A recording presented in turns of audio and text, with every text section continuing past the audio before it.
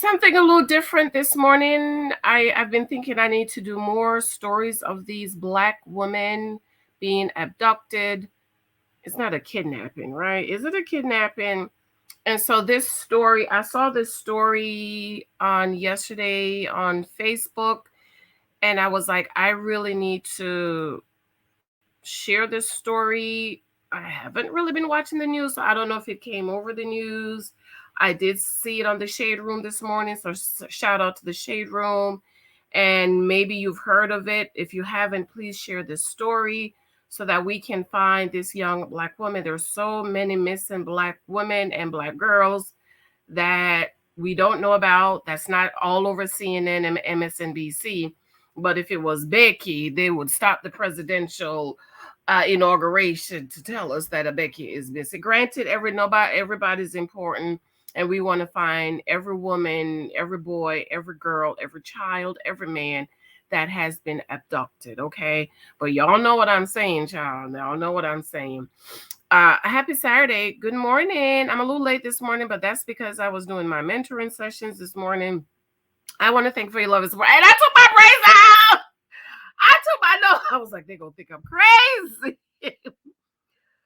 I laid down last night, with the braid all here. I was like, you know what? I'm tired of these braids. I got up, went to the guest room, and started cutting. This was like 8:30 last night. You know I'm supposed to be sleeping, but I stayed up and took these braids out, girl. You know I can't with these braids, honey. I can't keep them for too much long. This is why I can't do anything permanent. People, Janice, why don't you do sister locks? No, ma'am. Too permanent. I'll be bald headed. I wouldn't have no hair. And so, I'm gonna take this out. I'm gonna put my little color in, and I'll probably I want to do something different this time. So y'all will see it when I get it done. But I took my braids. It's been about a month and a half. All right. Thank you for your love. Be sure to subscribe, thumbs up. I have my little notes here because I've been forgetting to tell you. I get a lot of y'all because Janice, I love you. You are so wonderful here. You're so great. You give us great information. But then I do not see you guys over on Janice Hylton Mentoring. I need you to go over there and sign up. Okay, it's basically giving me your email address so I can email you and send you out information. There is a free group over there. I ain't got it. You can join. But you should really think about, if I've been such a blessing to you, you can join one of my monthly membership. I also have membership here on YouTube. And I'm also going to start up my Patreon again, because a lot of people are saying my website kind of confused them. So I'm going to really, really start stepping up, pushing my Patreon again. That's easy, and I didn't have anybody complaining. Okay, so be sure to go over to Janice Hylton Mentor and join my site. Thank you for those of you who said you're going to review my books. Every time you buy one of my books, you can go back and review it. Okay, every time you buy a book, that's another opportunity for you to review. So if you bought 5 books, go back and leave a review for me. Authors, we fight for reviews, because when you review my book, Amazon pushed my book a little bit more. Okay, I really haven't done any marketing with my books. Thank God. I've been blessed so far of having a YouTube channel that you guys really, really support me. So I haven't had to do any marketing that I would have to pay for. But I need you guys to review the books. When you buy the books on Amazon, review the books for me. Just go back and leave a review for me. So I want to thank you. And of course, those of you who's been asking for my Cash App, it's below. Yes, I forget the Cash App, because for me, I really want you guys to review my books for me, and of course, join my husband profile course that is currently going on. I do have a financial workshop that I am working on coming up. It's probably going to start the beginning of next year. So save your coins. It is not free. When you go on down to Fiquisha's weave and snatch, you pay her $600. Well, when you come over here to Sister Janice, you're going to pay for my time. It's half of the class is going to be one-on-one, just me and you talking, going over, making what do we have, where do we need to cut, what stuff like that. So it's not free, boo-boo. Okay, you do not go over to Dave Ramsey and tell him you want the class for free. But if you can't afford my class, Dave Ramsey is has an excellent class. I think when me and my husband took it was like $100 or $90 or something like that. But my class is gonna cost you a pretty penny, so you can start saving up now. And once I write it and get it to the editor and the formatter, I'll announce it and I'll start doing one-on-ones. And then the class is going to start early part of next year. Okay. So thank you so much for your love and support. Okay. This beautiful woman, let's read about what happened to her. This is Alabama.com. So this happened in Alabama. Okay. And by the way, there's a savings for 4.90 interest rate. Search continues for Carlee Russell, a woman vanished in Hoover after reporting child walking in I-459. Updated July 20th.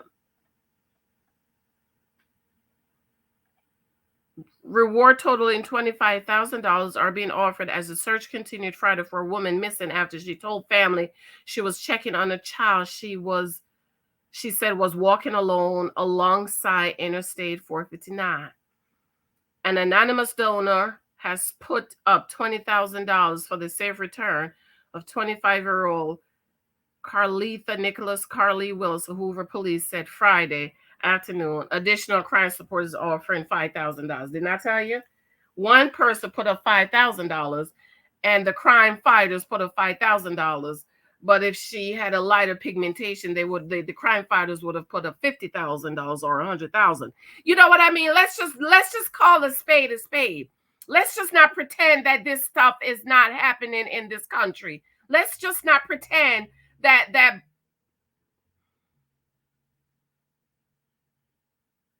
let one of them other girls go missing and see how quick they have $100,000 up. All they could put up is $5,000 for that girl. Thank God for that anonymous donor that donated $20,000. But you know what, Black people? That's why y'all got to get your money right. Do you understand? Black people, this is why we have to get our money right. So when stuff like this happen, we can donate and give, but you can't donate and give because you're looking for somebody to give to you. This is why we got to get out of debt. This is why you need to email me, going over to jail. Matter of fact, I'm going to create a page for the financial course for you to start signing up so that I can have your email address. So when the course is out, I can email. That's why you need to have your money straight. That's why you need to get out of debt. That's why you need to go ahead and pay off your student loans and stop waiting and looking for the government to bail you out, so that when stuff like this happen in the Black community, you can donate $10,000 and say, put this towards finding that woman. But you can't because you're broke.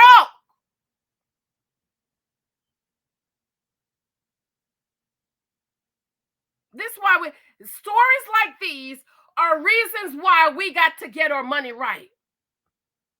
So we get mad at them other people who can donate $50,000 to find the light-skinned girls. But when it's a Black woman, we ain't got no money. We broke. And we get mad because they can do $50,000, but we ain't got no money. We got to go fry some chicken dinners or do GoFundMe instead of working on our money and getting our money right.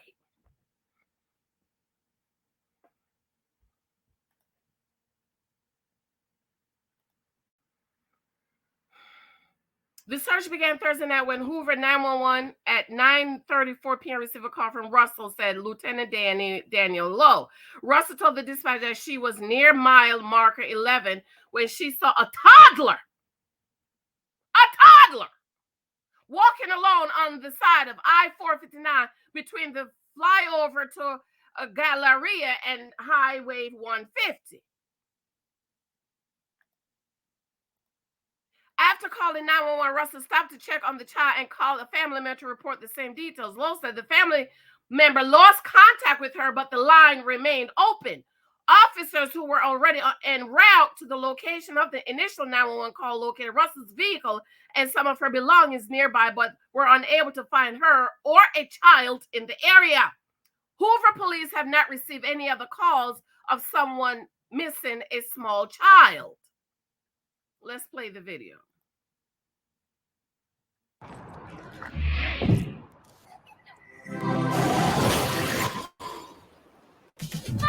We gotta get our money right. Durable paperboard gum bottle that can weather. We gotta get our money right. We ain't got no money to help each other because we're broke. I don't want to get a copyright thing.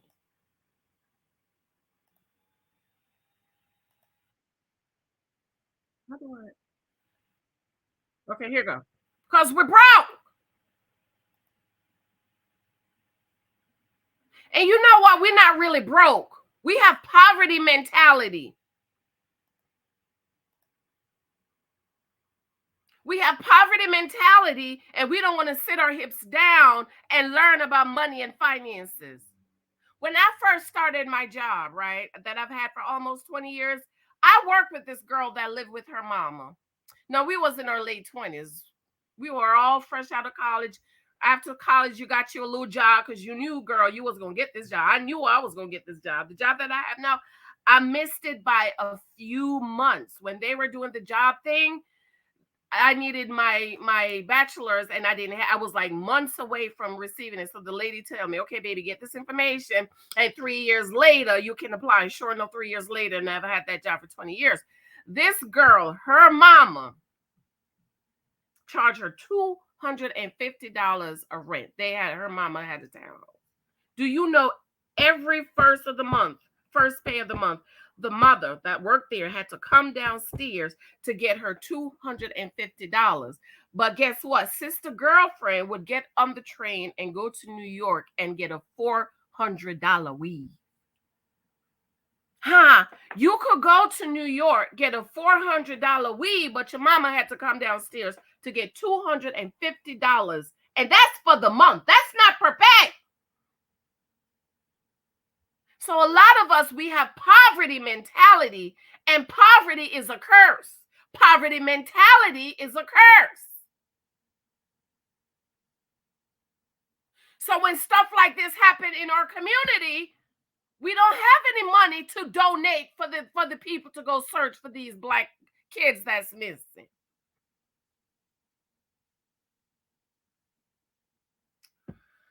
Let me play this video, child.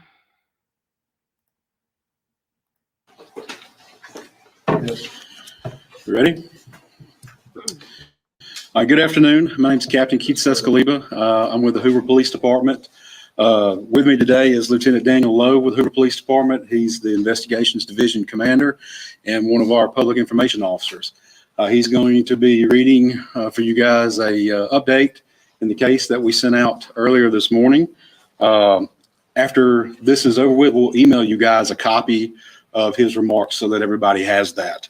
After he's done reading the statement, there will be a brief time for some questions and answers. And with that, I will turn it over to Lieutenant Lowe. Good afternoon. Thank you all for helping us get this story out today. I want to relay some of the facts as we know them so far and a few additional details that we've been able to uncover in this case. On July the 13th, at approximately 9:34 p.m., the Hoover 911 Center received a call from a 25-year-old female on I-459 southbound near mile marker 11. She reported that she saw a toddler walking on the side of the interstate. After calling 911, the caller stopped to check on the child and also called a family member to report the same details. The family member lost contact with the caller, but the line remained open. Police officers who were already en route to the location of the initial 911 call located the female's vehicle as well as some of her belongings at the scene. They were unable to find her or a child in the area, and Hoover police have not received any additional calls of someone missing a small child. Detectives are currently investigating these incidents and are requesting the public's assistance to help locate Carlee Nicole Russell. She's described as a 25-year-old Black female who is 5'4", 150 to 160 pounds. She was last seen wearing a black shirt, black pants, and white Nike tennis shoes. Carlee got off work last night around 8:20 p.m. from a business at the Summit in Birmingham. She's also believed to have stopped to pick up food from a business at the Colonnade before driving towards Hoover on I-459, where she stopped near mile marker 11. That location is between the Galleria flyover and exit 10 for Highway 150.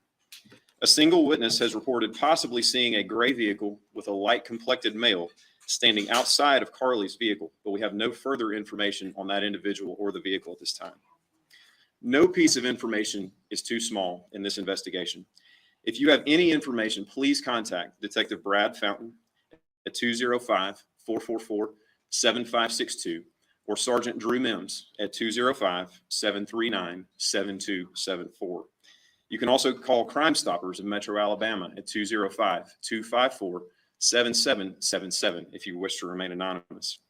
An anonymous donor has offered $20,000 for the safe return of Carlee Russell, in addition to $5,000 offered by Crimestoppers. Again, you can call Crimestoppers if you wish to remain anonymous, or you can call either of the investigators whose numbers I provided. The Hoover Police Department is currently partnering with many of our local, state, and federal partners in this investigation, and we're very grateful for the outpouring of support from our local community as well as the law enforcement community. We will continue to provide periodic updates as we have them, and we utilize our Twitter account at Hoover PD to release any pertinent information to the public. We would also ask the community to keep the Russell family in your thoughts and prayers during this very difficult time. At this time, I'll take a few of your questions. Do you believe that she was taken by? So this definitely sounds like it was a setup. Because if you see a child, and another thing, this is something my dad taught me. I got called bitch. Every time I remember something he taught me, I feel like I need to call him and say thank you.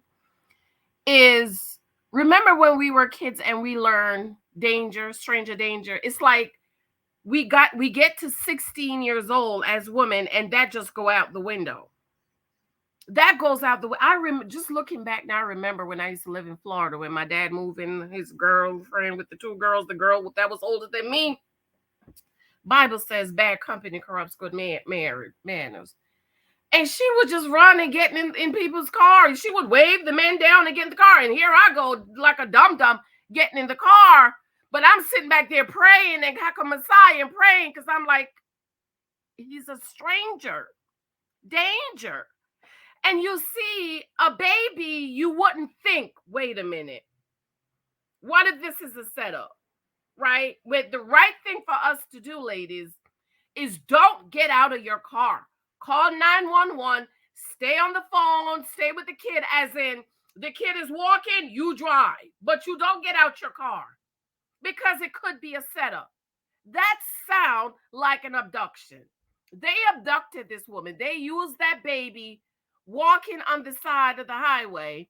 That's down south, right? Because y'all don't really have roads down there. Y'all have highways and freeways. Walking on the side.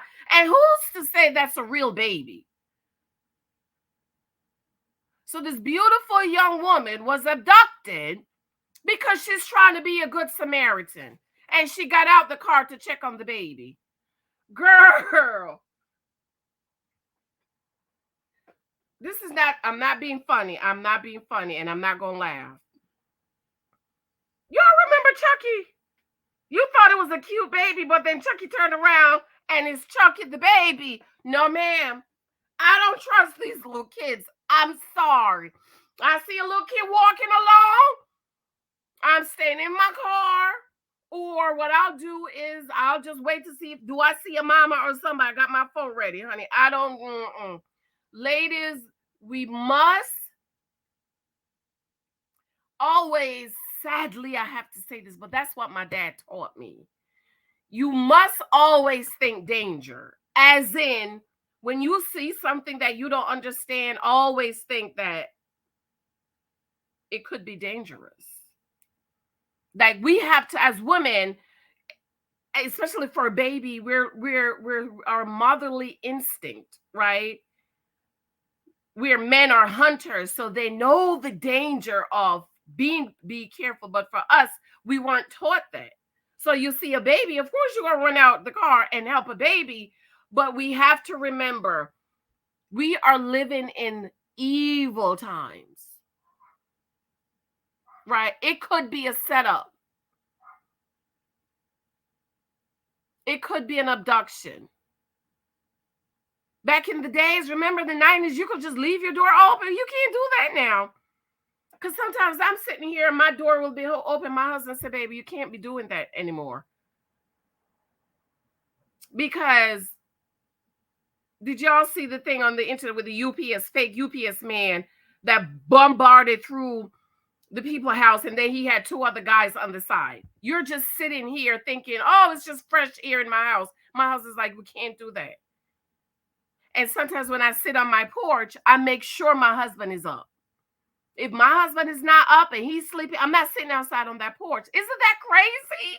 That is so crazy to me that I can't even sit outside on my porch without my husband being up or he's down here. Because we're living in evil, wicked, evil times, and we should always think, you can't even open your door no more. People knock on the door. I talk to people through the door. I tell even my husband now, he don't even open the door no more. Where he talks to the people through the door because you just don't know. So we pray for her that the Lord we gonna have some kind of witness to see what happened. They abducted that girl. That is that blank trafficking. That's what that's all about. So let's hear some of these questions, and if anybody has anything to say. Someone perhaps when she pulled her car off. We currently are investigating every possibility in this case. We're certainly leaving nothing off the table. Was her car door left open? I don't know the answer to that. And is there any mentality that? How do you know? How you don't know if her car was locked or open and you're the investigating officer? Just say you can't say it. But to say you don't know the answer to that and you're the investigating officer, you should have all the details. If there was 2 rice grains on the floor, you should be able to tell us there was 2 rice grains on the floor. See, this is why I don't listen so like this just upset my spirit. Child might have been bait, or if there ever was a child. You said there's no missing persons cases for children. Again, with all of those details, we're leaving nothing off the table and no stone unturned in investigating some of these facts. Well, there's no child. We're getting a great deal of tips. There's a great deal of public awareness. I know folks are handing out flyers. Are you hearing from the public on this? Yes, we are. We've received a lot of tips, and as each of them comes in, we're assigning investigators to investigate those and see where that information leads. You may have said this already, but what are any other agencies assisting you? If so, what are they? Yes, we partnered with numerous local agencies, too many to name, as well as federal and state partners. Pretty much everybody that we have a great relationship with in law enforcement is involved in this investigation. Have you had any sightings of Carlee Russell? We don't know. Again, when we get a tip, we investigate that and follow up to the best of our ability. And I know that families organize their own search. Are the police doing any organized searches?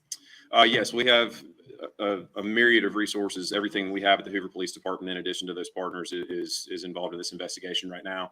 As you said, the family is doing some searches as well, and we're maintaining very close contact with them in that process. Do we know if Carlee had hung up or did the dispatcher hang up when you guys had got that initial call? Carlee was actually on the phone with a family member when the call was terminated. However, the phone line remained open, and we followed up from there. But she had called 911, correct? Yes. So how did that 911 call in? I'm not sure. Is there a way we could get the 911 call? I don't have that at this time to provide to you. Family members said that they heard her scream before the line was left open. Right. Why? How that the woman is asking a good question. When you call 911, you're not supposed to get off the phone until the cops get there. I've had to call the police before, like our local police, and the first thing I say, hi, this is not an emergency, because everything is emergency, and I give them my name, my address. Of course, they know where you are. And what did I have to call for? I've had to call. There's a car because I parked. Y'all see my house. I'm on a corner. So there was a car that was parked right across the street, and across the street is a house on the other side, but it's all trees. Okay. And I noticed this car's been parking there. No, nobody parked right here because the house is on the other side, but the side of the house is on here. Like my front is here, her side is there. Nobody parked across there except for me and Mike. And that's just to run in to get something because we have a parking. But if we're just, you know, he come home her early, he got to run back out. He'll just park there or something like that. Nobody park across the street. So when there's a car parked the street, I noticed there's a car parked the street. So it's been like 2 days, and I'm like, that car is still across the street. Fine. 3 days, car still parked across the street.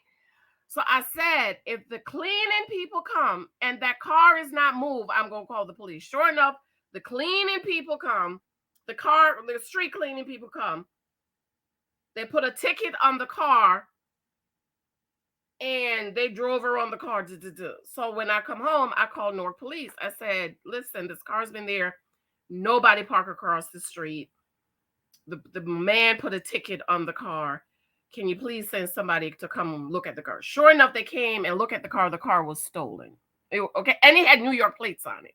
It had New York plates on it. And sure enough, the car, it was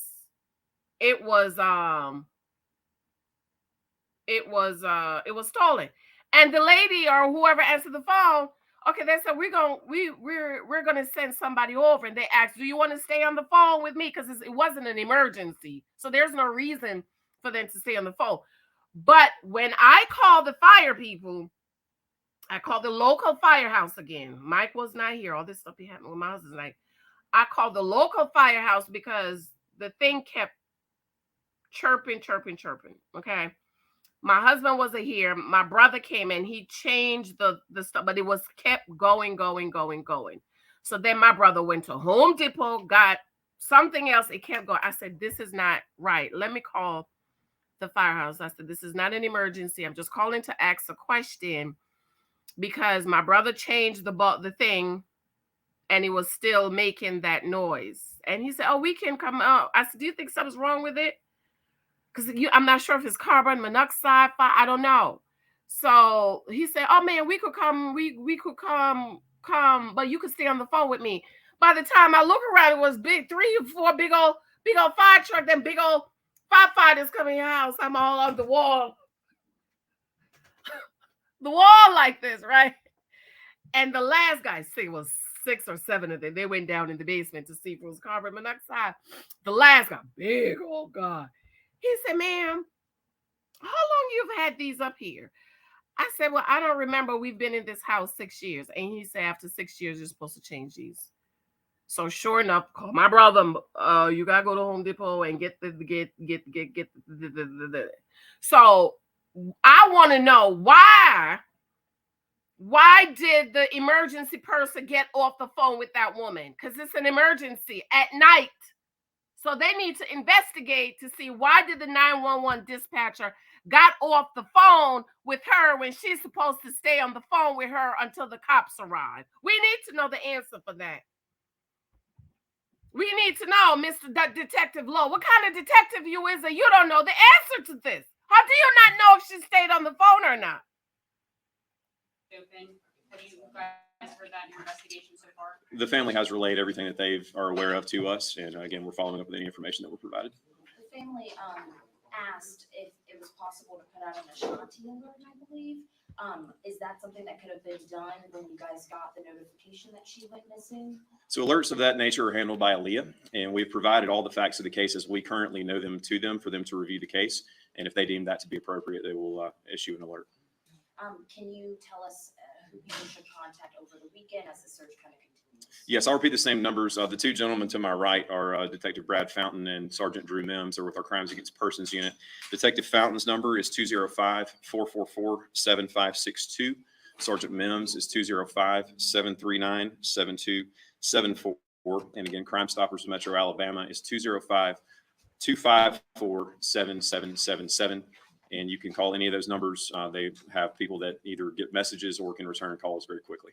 When police arrived at the scene on Thursday night, was her car running and was her phone located there at that location? We did locate her cell phone at the scene. We're currently analyzing that phone to see if there's any information on there that could help us. As far as the condition of the vehicle, I'm not aware.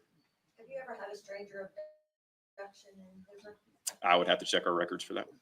How common are they? Again, each Case is unique, and this case is certainly a unique instance in our city, and we're doing everything we can to solve it.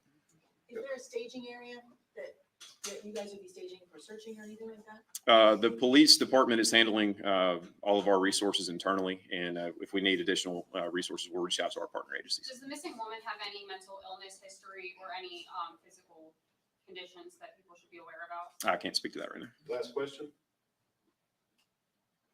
Interstate cameras matching some of the descriptions of a car. Has that matched in the area down below and all that? We're currently reviewing any resources like that we have available to determine if there's any usable evidence from that. All right, thank you guys, I appreciate y'all. Thank you.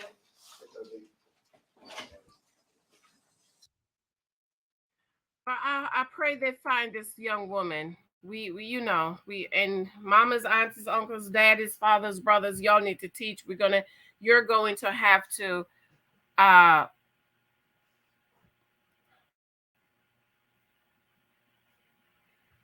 we can't be like how we used to be when we grew up, right? It's not like that no more. Sin, the Bible says sin has sped up. Evilness has sped up. It's not like that. So we can't be as kind and generous to strangers because we don't know. And never get out your car. If there's an emergency, you see somebody on the highway, do not get out because you don't know if it's a setup or not. This is sad, but we pray that they will find her. I'm gonna be praying for her, calling out her name to the Lord, that we will find this beautiful young woman, and we pray for her family. All right. I love you. I love you. I do need to come back and do another video, but I don't know yet. Because you see, I gotta do something with my hair. Okay, but maybe I'll just leave it out today, child. I'm tired. I got stuff to do. All right, love you. Talk to you later. Let me know what you think. Bye.